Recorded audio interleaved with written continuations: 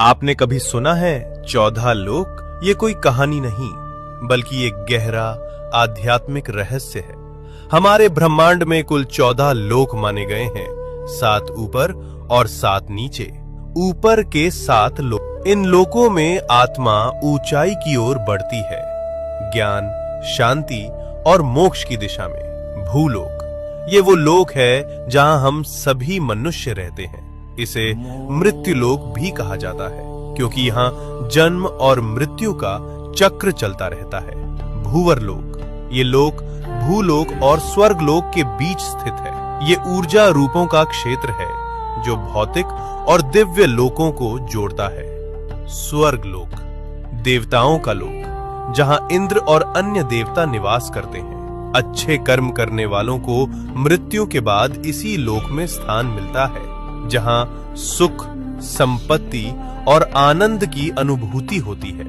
महरलोक, ये दिव्य ऋषियों, तपस्वियों और महान आत्माओं का निवास स्थान है, जहां वशिष्ठ और विश्वामित्र जैसे महान ऋषि तपस्या करते हैं। जनलोक, इस लोक में वे आत्माएं निवास करती हैं जिन्होंने ज्ञान और ध्यान में परम सिद्धि प्राप्त की होती है।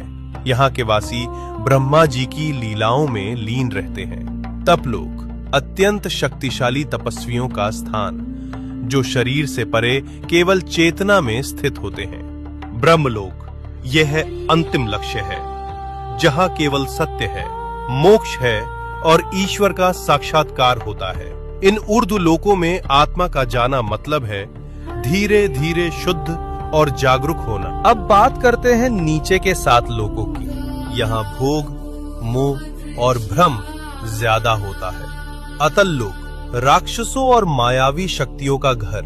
वितल लोक, जहाँ कामनाएं और भोग हावी रहते हैं। सुतल लोक, राजा बलि का लोक। वे दानवीर थे, लेकिन उनमें अहंकार भी था।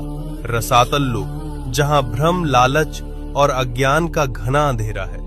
तालातल लोक, छल, धोखा और झूठ से भरा हुआ लोक। महातल लोक, जहाँ अंधकार और अहंकार का बोलबाला है। पाताल लोक, सबसे नीचे का लोक, तामसिक ऊर्जा और इच्छाओं का केंद्र। लेकिन इन सब का मतलब सिर्फ बाहरी दुनिया नहीं है। ये 7 लोक हमारे भीतर की नकारात्मक सोच और कमजोरियों का प्रतीक हैं।